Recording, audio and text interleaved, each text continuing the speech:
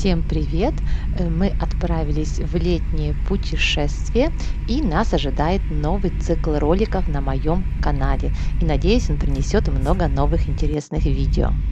С нами случился такой казус, которого не было никогда в жизни у нас от слова вообще.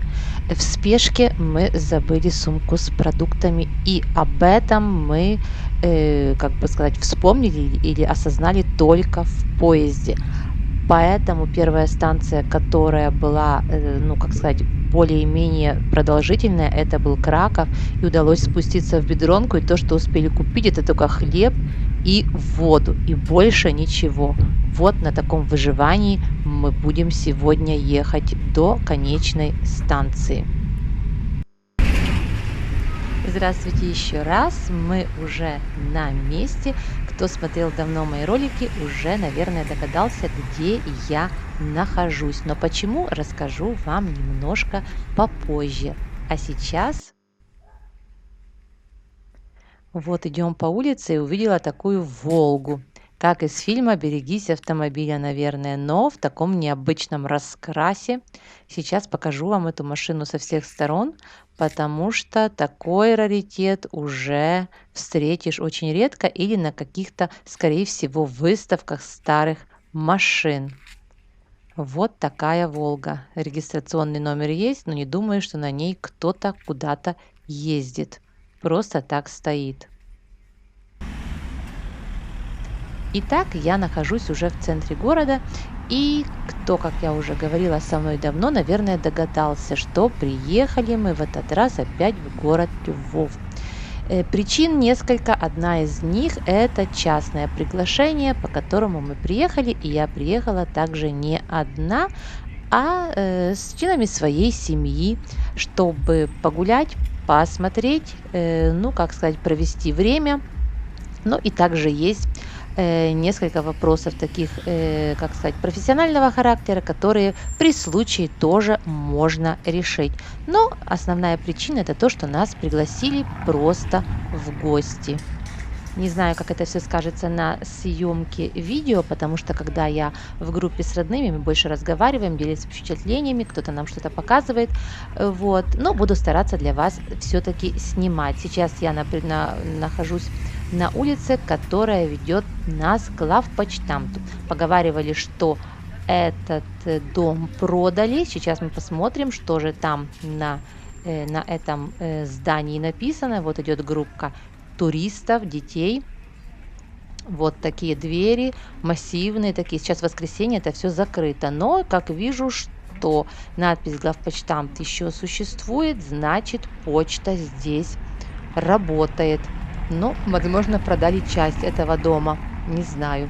Но главное, что главпочтамт есть. Но дом очень большой, здание очень большое, так что, думаю, могли продать половину. Кто знает, обязательно напишите в комментариях. И вот напротив этого здания, посмотрите, вот такой австрийский дом.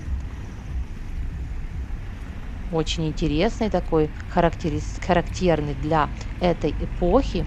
Как строили австрийцы, они строили, скажу вам, на совесть и очень-очень качественно.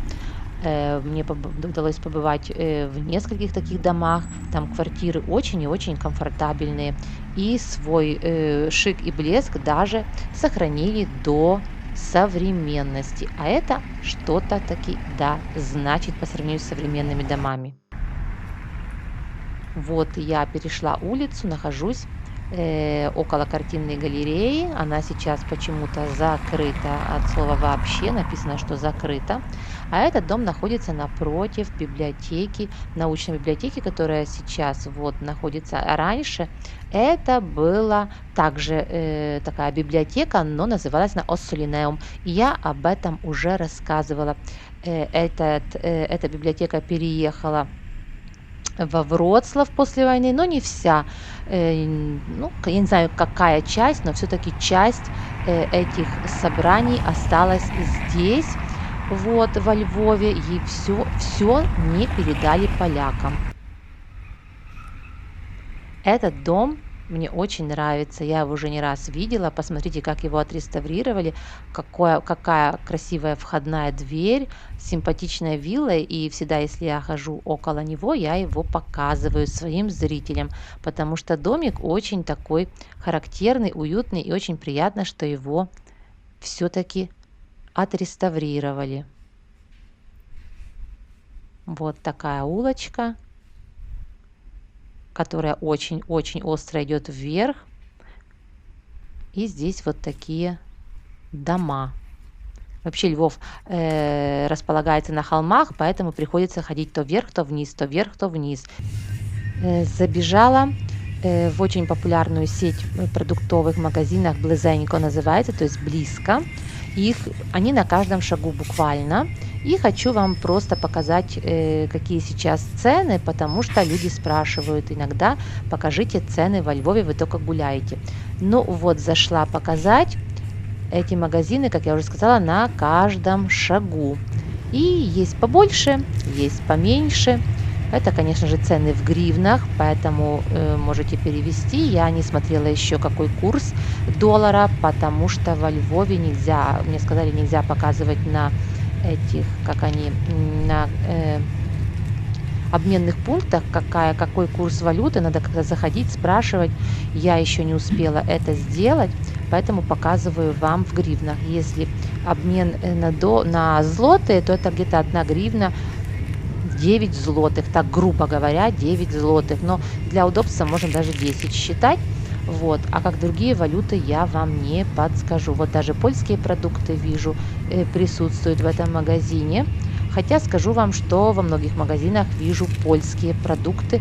И не только продукты питания, а также и косметику, и другие товары. Не скажу, что это самый дешевый магазин, но самый такой популярный. Есть еще во Львове популярная дешевая сеть, как дешевая, такая как бы дисконт. Это Рукавичка, то есть варежка, или там, варежка, можно так сказать, на русский язык перевести. Там тоже есть вот такой набор продуктов, много акций разных, можно попасть на интересные. Вот здесь, видите, даже разные сорта колбаски лежат, упакованные. Конечно же, это цены за 100 грамм. Не подумайте, что так все здесь дешево. Но выбор неплохой, если вот так вот прийти скупиться, такие наиболее нужные товары, то почему бы нет, чтобы куда-то не бежать дальше. Но люди любят также покупать здесь продукты на рынке. Там можно купить намного дешевле, чем в этих магазинах. Так же, как и в Польше.